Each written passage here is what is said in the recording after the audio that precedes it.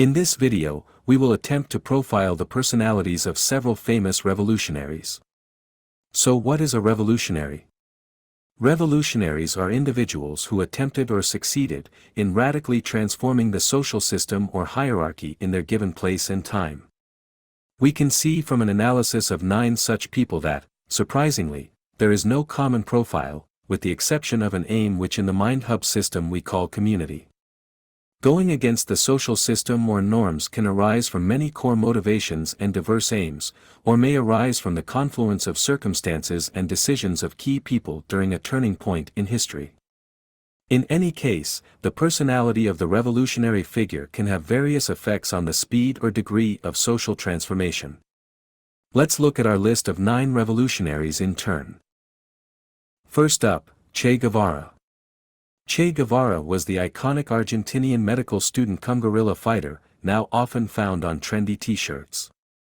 He showed from his early career till his death a combination of drives including primary principles and compassion. This combination means Che was attempting to live up to ideals and was willing to sacrifice for those in distress. Che wanted to be a doctor who could treat ailing people, and aimed to work without compensation. In this sense, he was a true humanitarian, and due to this many remember him affectionately.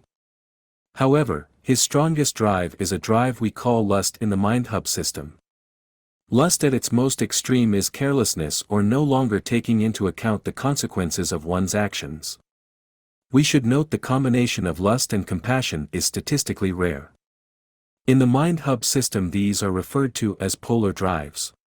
In this case Che was knocked under the table by vices but compensating for it with goodness to others. In the moment, he wouldn't take what happens to people into account, yet strangely he did care about what happened to people after the dust settled. Over the course of time, Che was able to use his strong principles to justify being led into violent conflicts, and with repeated successes in using guerrilla tactics, he grew accustomed to the effects of war and willing to take ever greater risks. In the MindHub system we also look to the aims or what people strive for in life over a longer period of time. In Che's case we can see community as his first aim. He is at every stage of his career working toward improvements for the community, at least from his own perspective. Another more personal aim was for the enjoyment of novelty. He enjoyed traveling especially. He has become a symbol of global rebellion, especially for social groups sharing similar drives. Gandhi, known as the Mahatma, was a leader who employed the resistance to kick the British out of India. He also wrote a gripping autobiography. Gandhi is known principally for the concept and practice of civil disobedience. However, early in his career he studied approaches to creating movements in South Africa and was educated in England. He clearly displayed what we would call a primary ambition drive, fully dedicating himself to success as an activist. He also had primary principles in combination with ego. Now, Gandhi did not have ego in the colloquial sense, wanting to be recognized or praised for his achievements. However, he wanted his life to be a perfect model of his ideals, and wanted others to recognize and follow the superiority of that model. His autobiography is subtitled "The Story of My Experiments with Truth," where he lays out quite clearly how he arrived at his life's governing principles. The autobiography reveals a constantly deepening interior life, and we can see his efforts centered around personal growth which Gandhi saw as foundational to the way he would connect with and teach the community. In MindHub this is an aim called spirituality. Indeed, Gandhi's legacy is as much one of a spiritual leader as a secular one. Lenin was the Bolshevik revolutionary who brought the iconic cap with a star and the October Revolution. Under his leadership the party grew from about 20,000 people to more than 700,000 in a short span of years. Lenin had primary ambition, working continuously for the progress of the party. He also shows the combination of primary security and revenge drives. In MindHub revenge usually means an individual seeks to control circumstances and security focuses on avoiding unnecessary risks. The combination of these drives usually leads to a focus on standard procedures as they help to keep the necessary level of control with limited expenditures of resources. Lenin's profile is totally reactive. On the right side of the MindHub circle, which is shown through his ability to prepare but wait sometimes for protracted periods for the right moment to act. We might also mention that Lenin's profile is without any extreme drives, making it quite sturdy, healthy in the sense that disappointments are unlikely to rattle him. His aims were also in alignment with his drives. He had competence foremost, which focuses on expertise in the chosen field, and finance, which is concerned with having the resources to execute operations. Mandela was the anti-apartheid revolutionary who spent the majority of his career in jail, incarcerated for 27 years from 1964 to 1988. He served one 5-year term as South Africa's president from 1994 to 1999. Mandela certainly shows a primary principles drive, as he was willing to sacrifice his personal life for a larger cause. He kept himself busy in prison by writing 2 books, both about the struggle toward freedom and by studying the law. Although the works can be seen as autobiographical, they are largely about how to set up life and leadership methods that serve others. This also reflects Mandela's primary compassion. He was focused on alleviating distress of his fellow inmates while in jail and in the distress of the oppressed in his country. He was constantly working toward those ends and even took it upon himself to learn enough to defend himself. Mandela was able to keep his hope through such a long wait because his profile is so balanced, with the position of the drives more compact around the center, though without many inner drives. This means greater flexibility. His drives are suitable for solo work as well as cooperation. He also kept his hope and increased the hope of others through a clear understanding of the goal for his country. He had a community aim first, showing solidarity with the oppressed instead of setting himself apart from them. He had spirituality as an aim as well, but, without an ego drive. This shows as a willingness to draw strength from a higher power and to have an awareness of the possibility of transcendence, which has a role in supporting the higher aim and drives.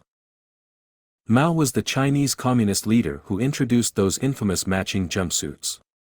Mao is the only revolutionary in our list with 2 extreme drives.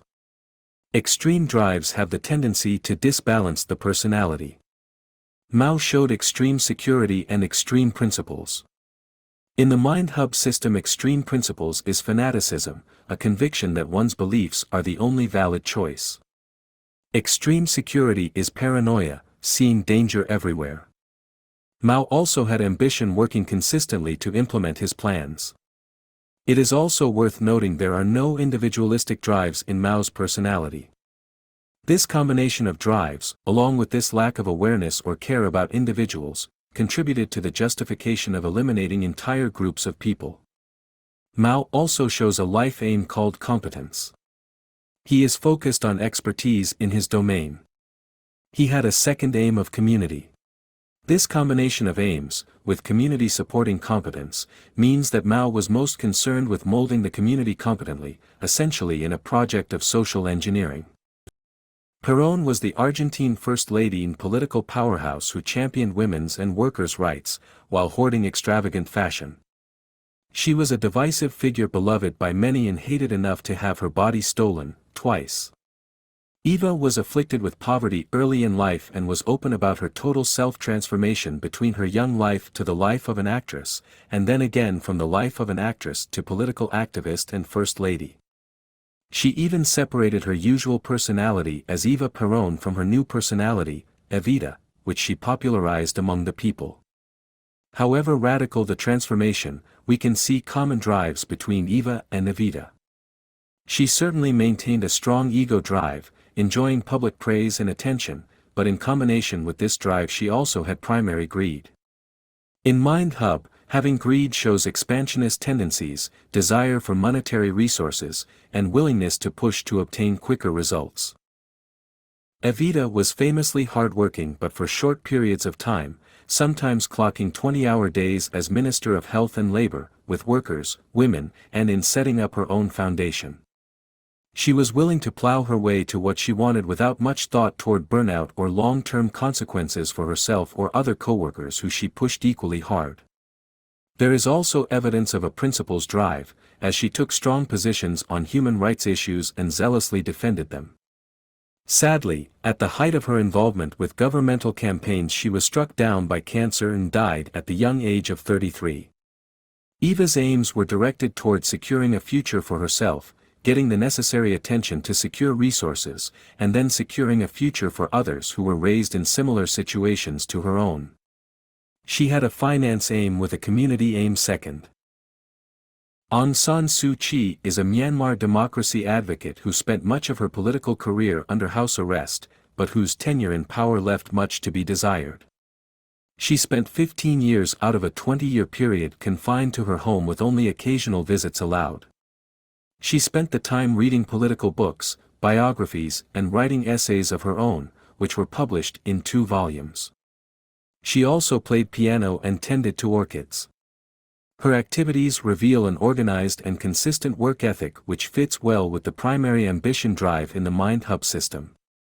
Her personal essays also show a personality focused on logical structures and having effective formulas for understanding that will benefit her as a political leader in the future.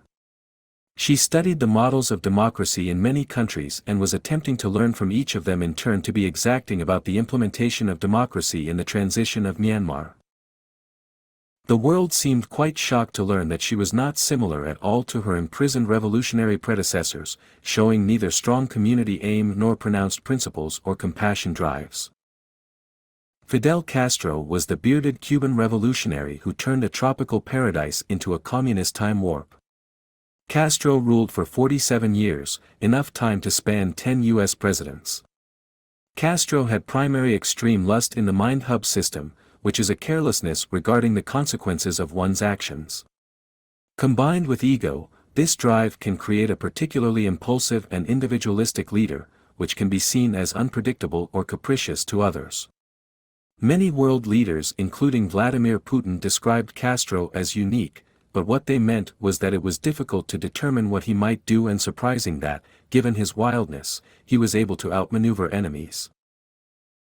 Castro's proactiveness was cooled by primary security, a drive that would become a necessity to survive approximately 600 assassination attempts.